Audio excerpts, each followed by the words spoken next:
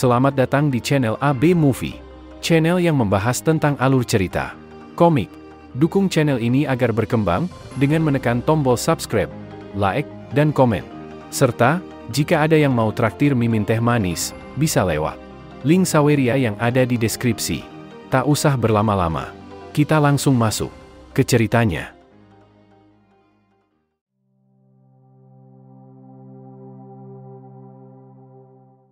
Yelin bertanya kepada Ling Yu tentang jobnya, apakah benar, jobnya adalah Swordmaster of the Shadow berlevel A. Yelin menyarankan kepada Ling Yu, jika ada gulungan skill yang cocok dengannya, Yelin menyuruh Ling Yu untuk mengajukan tawaran.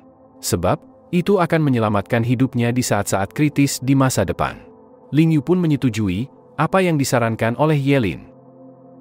Setelah item pertama sudah terjual, pemandu lelang langsung mengeluarkan item berikutnya. Item selanjutnya sangat langka, yaitu Emperor Dragon Rui Ring. Item ini berupa cincin. Cincin ini dapat meningkatkan atribut spiritual sebesar 30. Bahkan, item ini juga dilengkapi dengan skill pasif yang dikenal sebagai Dragon Possession. Untuk harga awalnya, pemandu lelang membukanya di harga 2 juta. Dan setiap kenaikannya, minimal 10.000. Begitu pemandu lelang menawarkan pengajuan awal, beberapa orang langsung menawar dengan harga yang berbeda-beda. Menurut Yelin, cincin yang dapat meningkatkan atribut spiritual sebesar 30. Item seperti itu sangat berguna bagi mereka.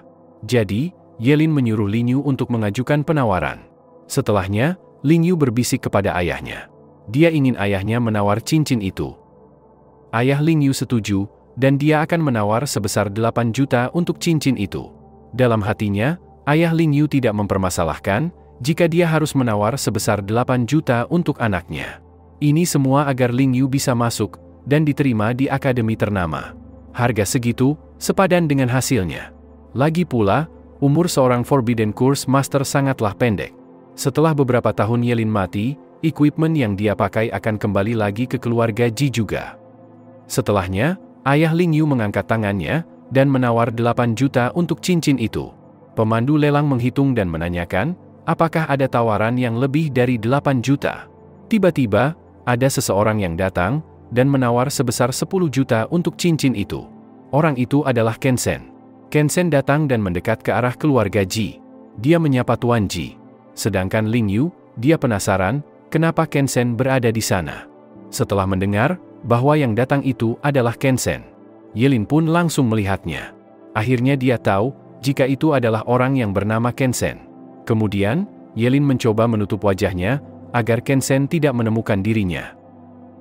Tuan Ji kesal atas tawaran Ken Sen. Dia menanyakan, apakah keluarga Ji pernah menyinggungnya. Tuan Ji meminta penjelasan dari Ken Sen, atas tindakan yang telah dia lakukan padanya. Ken Sen menunjuk ke arah Tuan Ji. Dia mengatakan, bahwa Tuan Ji telah menghabisi anak buahnya. Tuan Ji tak paham, atas apa yang dibicarakan oleh Ken Sen. Tapi, kalau Ken Sen mau mencari masalah dengan grup Ji miliknya, maka, dia tidak akan tinggal diam.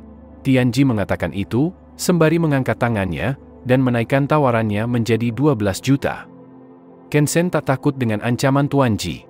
Dia menantang Tuan Ji, siapa yang akan bertahan sampai akhir. Sembari berjalan pergi, Ken Sen bertanya kepada anak buahnya, apakah dia sudah memverifikasi dengan benar bahwa mobil yang terlihat di dekat gudang itu benar-benar milik grup Ji. Anak buah Ken Sen sangat yakin, dan dia sudah memastikannya. Akhirnya, setelah mengetahui bahwa mobil itu kembali ke villa keluarga Ji, Ken Sen menyeringai. Dia ingin lihat, apakah Tuan Ji akan menyalahkannya saat dia membantai seluruh keluarganya. Kembali di tempat lelang. Setelah hitungan ketiga, dan tidak ada yang menawar lagi. Akhirnya, cincin itu terjual kepada keluarga Ji dengan harga 12 juta. Kemudian, cincin itu diserahkan kepada Yelin. Tuan Ji bertanya, apakah Yelin menyukai cincin itu? Yelin langsung menerimanya, dan berterima kasih kepada Tuan Ji. Yelin mengatakan, jika dia sangat menyukai cincin itu. Ling Yu bertanya kepada ayahnya, siapakah pria yang datang tadi? Tuan Ji mengatakan, bahwa pria tadi adalah Ken Sen, Raja Dunia Bawah. Dia sudah lama ingin keluar dari dunia bawah, dan mau menjadi pengusaha. Tapi, sekarang dia mencoba ikut campur urusan keluarga Ji. Yelin memperingatkan Tuan Ji, agar dia lebih berhati-hati terhadap pria itu. Sebab, Grup G adalah organisasi besar yang menarik banyak perhatian yang tidak diinginkan. Tuan Ji membenarkan ucapan Yelin. Dijelaskan. Emperor Dragon Rui Ring. Cincin ini memiliki atribut yang dapat meningkatkan atribut spiritual sebesar 30 dan dapat ditingkatkan. Dan Dragon Possession dapat membuat pemakai cincin diberkati energi naga dan keberuntungan meningkat sebesar 10. Yelin tak menyangka. Ternyata, cincin itu tidak hanya meningkatkan atribut spiritualnya saja, tapi juga meningkatkan keberuntungannya sebesar 10. Setelah mendapatkan equipment yang bagus dari keluarga Ji, Yelin menenangkan Tuan Ji bahwa meskipun dia harus menggendong Ling Yu, dia akan memastikan bahwa Ling Yu akan masuk ke akademi ternama. Tuan Ji mengatakan bahwa mereka adalah keluarga. Jadi, Yelin tidak perlu sungkan padanya. Yelin dan Ling Yu sudah dekat seperti saudara. Jadi, Yelin bisa mengatakan padanya jika dia membutuhkan equipment lainnya. Beberapa saat kemudian, pelelangan telah usai, Yelin dan Ling Yu telah kembali ke rumahnya. Ling Yu merasa sangat capek. Namun, dia sangat berterima kasih kepada Yelin. Karena berkat dia, ayahnya mau membelikan banyak equipment untuknya.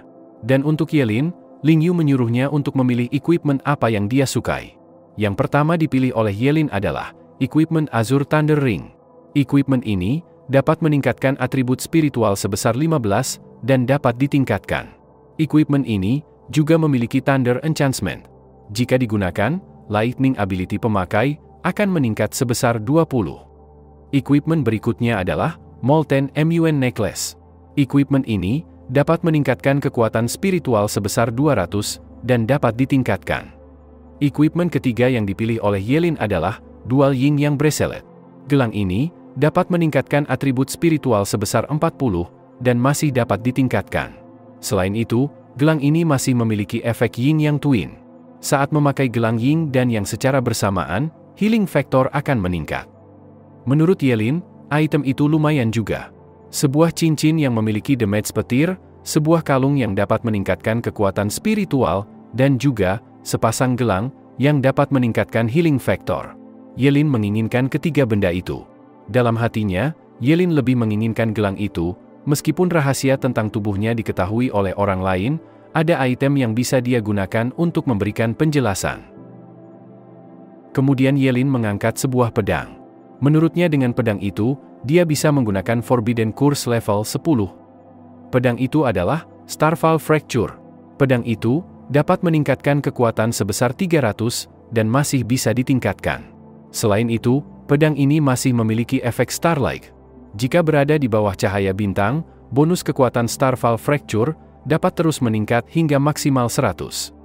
Yelin mencoba menggabungkan pedang itu dengan salah satu skillnya, yaitu Forbidden Curse Lifespan Sword Technique. Dengan skill ini, Forbidden Curse Master akan mengorbankan 1 tahun sisa hidupnya setiap kali memberikan damage dengan pedangnya. Damage pedang akan berlipat ganda, dan ini dapat di-stack hingga maksimal 99 stack. Yelin cukup menyukai pedang itu. Dengan menggunakan pedang itu, Yelin yakin mereka tidak akan terkalahkan dalam ujian mendatang. Di sisi lain, Zhu Xiao terlihat sedang mandi setelah mengikuti lelang. Zhu Xiao benar-benar tidak mengerti apa yang keluarga Ji lihat dari Yelin. Hari ini, keluarga Ji menghabiskan lebih dari 100 juta hanya untuk membeli equipment. Zhu Xiao tak menyangka mereka akan menghabiskan begitu banyak uang hanya untuk orang seperti Yelin. Zhu Xiao yakin jika ada rencana rahasia di balik semua ini. Tak lama kemudian, seseorang masuk dan memberitahukan jika Nona Liu Yanwei sudah tiba. Orang itu mengatakan jika Nona Liu Yanwei juga membawa seseorang bersamanya yang mengaku memiliki informasi tentang orang yang Zhu Xiao cari. Mendengar ada informasi penting, Zhu Xiao langsung keluar dari bak mandinya dan menanyakan apakah informasi itu tentang Ling Ye. Zhu Xiao menyuruh orang itu untuk memberitahukan kepada mereka agar mereka menunggu di ruang tamu dan dia akan segera datang. Beberapa saat kemudian, Zhu Xiao telah selesai mandi dan telah mengenakan pakaiannya.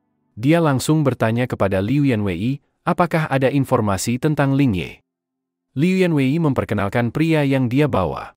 Dia adalah seorang inspektur, dia bernama Huang. Dan dialah yang memiliki informasi tentang Ling Ye. Huang memberi salam kepada Zhu Gexiao. Dia mengatakan, kalau dia memang memiliki informasi tentang orang yang Zhu Gexiao cari.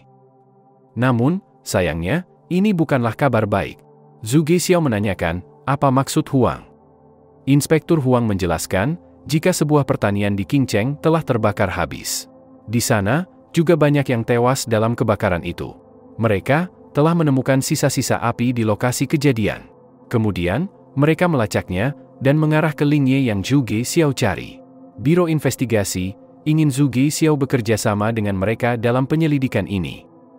Zhu Gexiao terkejut. Dia tak percaya bahwa Ling Ye adalah seorang pembunuh. Sebab, kalau dia memang seorang pembunuh, kenapa dia menyelamatkannya waktu itu? Liu Yanwei menenangkan Zhu Gexiao. Inspektur Huang mengatakan, kalau orang yang bernama Ling Ye yang Zhu Gexiao sebutkan, dapat menggunakan Hellfire untuk menghabisi musuh level 8 dengan satu serangan. Namun, selama penyelidikan mereka tidak dapat menemukan informasi lain tentangnya. Namun, ada orang lain, dan mereka ingin tahu, apakah Zhu Gexiao mengenalnya. Zhu Gexiao penasaran dan bertanya, siapa orangnya? Inspektur Huang mengatakan, jika kemungkinan, orang itu adalah Yelin. Menurut hasil penyelidikan mereka, kemungkinan besar, bahwa Ling Ye itu sebenarnya adalah Yelin. Zhu Gexiao masih tak percaya. Sebab, Yelin hanyalah seorang pengecut yang takut mati. Dia lari meninggalkannya. Jadi, mustahil Yelin adalah Ling Ye. Dan tidak mungkin, dia bisa menggunakan Hellfire. Selanjutnya, Inspektur Huang menggunakan skill deteksi kebohongan. Lalu, Inspektur Huang menanyakan, apakah Zhu Gexiao yakin? Zhu Gexiao sangat yakin. Sebab, hanya dia satu-satunya orang yang pernah melihat Ling Ye secara langsung. Jadi, tidak mungkin Ling Ye adalah si pecundang Yelin itu. Dalam hatinya, Inspektur Huang yakin, jika tidak ada yang bisa berbohong di depan ahli poligraf seperti dirinya. Kemungkinan, pembunuhnya memang bukan Yelin. Inspektur Huang berterima kasih atas kerjasama Zhu Gexiao. Dia tidak akan mengganggu Zhu Gexiao lebih lanjut. Namun, jika dia memiliki informasi apapun, Zhu Gexiao bisa menghubungi dirinya. Di sisi lain, Ling Yu membawa Yelin ke suatu tempat. Yelin menanyakan, dia mau dibawa kemana. Sedangkan, mereka harus segera menguji equipment yang baru saja mereka dapatkan. Ling Yu menunjukkan, tempat yang mereka tuju adalah tempat di mana mereka bisa menguji equipment milik Yelin. Sesampainya di tempat itu, mereka disambut oleh seorang wanita. Wanita itu menanyakan, apakah mereka ingin menguji equipment mereka di tempat itu. Ling Yu membenarkannya. Mereka ingin menguji equipment milik Yelin. Wanita itu menanyakan, berapa level Yelin sekarang? Yelin mengatakan, jika dia berlevel 16. Setelah mengetahui level Yelin, wanita itu akan menyiapkan ruang latihan yang sesuai untuk level 20 ke bawah dengan harga 100.000 per jam. Namun, Yelin keberatan. Dia menginginkan ruang latihan untuk level 40 ke bawah. Wanita itu pun akan segera menyiapkan permintaan Yelin. Beberapa saat kemudian, Yelin sudah berada di ruang latihan untuk level 40 ke bawah. Di sana, terdapat ratusan boneka kayu dengan level 40. Yelin melihat di sekitar sana, dan di sana, sama sekali tidak ada kamera pengawas. Jadi, dia bisa melakukan apapun yang dia mau tanpa harus takut ketahuan. Yelin langsung melompat, untuk segera memulainya. Yang pertama ingin Yelin coba adalah, kekuatan dari Lifespan Sword Technique. Yelin menggabungkannya dengan Forbidden Curse Burning Reincarnation. Dengan beberapa tebasan saja, Yelin berhasil menghancurkan banyak sekali boneka kayu. Yelin sangat puas dengan hasil uji cobanya. Kali ini, dia akan mencoba dengan yang lainnya juga.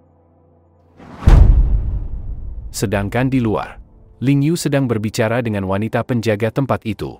Dia mengatakan, jika mereka sebentar lagi akan mengikuti ujian. Jadi, temannya itu berlatih sangat keras, agar bisa lulus dalam ujian. Wanita itu membenarkannya. Jika mereka berlatih dengan keras, maka, dia akan mendapatkan hasil yang bagus. Namun, tak lama kemudian, Yelin keluar. Ling Yu heran dan bertanya, kenapa Yelin sudah keluar? Yelin mengatakan, kalau dia sudah capek. Jadi, dia perlu kembali dan beristirahat. Kemudian, Yelin menanyakan, apakah dia harus mengganti barang yang rusak di dalam ruangan latihan. Wanita itu sedikit tersenyum, dia menganggap Yelin sedang bercanda. Tidak mungkin, level 16 bisa menghancurkan apa saja yang berada di ruang latihan level 40. Jika memang ada yang hancur, itu berarti kualitasnya tidak sesuai standar. Jika memang seperti itu, tidak mungkin mereka akan meminta ganti rugi untuk kerusakan itu.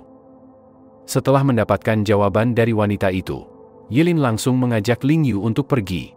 Namun, sesuatu yang mengejutkan terjadi. Wanita itu kena mental, sampai tak bisa mengatakan sepatah kata pun. Dia melihat sesuatu yang tidak bisa dijelaskan dengan kata-kata. Wanita itu melihat, tempat itu hancur berantakan hingga tak berbentuk lagi. Panel berpindah di kediaman keluarga Ji. Terdapat dua penjaga yang berjaga di sana. Tiba-tiba, salah satu dari mereka mendapatkan serangan di lehernya. Temannya yang tidak mendapatkan serangan terkejut dan bertanya, apa yang terjadi padanya. Namun, dia tidak menyadari bahwa ada seseorang yang bersiap menyerangnya dari belakang. Di sisi lain, Tuan Ji terkejut mendengar teriakan dari luar. Dia bertanya, apakah ada sesuatu yang terjadi di luar sana? Tiba-tiba, pelayan keluarga Ji masuk dengan luka yang cukup parah di tubuhnya. Dia menyuruh Tuan Ji untuk segera pergi dari sana. Tak selang lama, pelayan itu mendapatkan tusukan pada tubuhnya. Ternyata, yang melakukan semua itu adalah Ken Sen. Dia tertawa dan menyapa Tuan Ji. Melihat apa yang telah dilakukan Ken Sen pada keluarganya. Untuk membela diri, Tuan Ji langsung mengeluarkan senjatanya dan mengarahkannya ke arah Ken Sen. Tapi, gerakan Ken Sen jauh lebih cepat daripada senjata Tuan Ji. Kedua tangan Tuan Ji langsung terpotong oleh senjata milik Ken Sen. Setelahnya, Ken Sen menginjak kepala Tuan Ji. Dia menganggap Tuan Ji sangat bodoh. Sebab, dia ingin melawan seorang job changers menggunakan sebuah pistol. Kemudian, seseorang datang dan melapor bahwa dia tidak menemukan orang yang mereka cari. Ken Sen kesal karena mereka membiarkan dua orang itu kabur. Kemudian, Ken Sen menyuruh anak buahnya membawa Tuan Ji. Dia ingin membiarkan Tuan Ji hidup lebih lama. Tak lama kemudian, Yelin dan Ling Yu sudah sampai di rumahnya. Namun, mereka mendapati ada yang aneh dengan keadaan di rumah. Di sana, terlihat sangat gelap, tanpa ada sedikit pun penerangan. Ling Yu menduga, apakah sedang ada pemadaman listrik di sana. Lalu, Yelin menyadari sesuatu. Dia mencium bau cairan merah yang sangat menyengat di sana.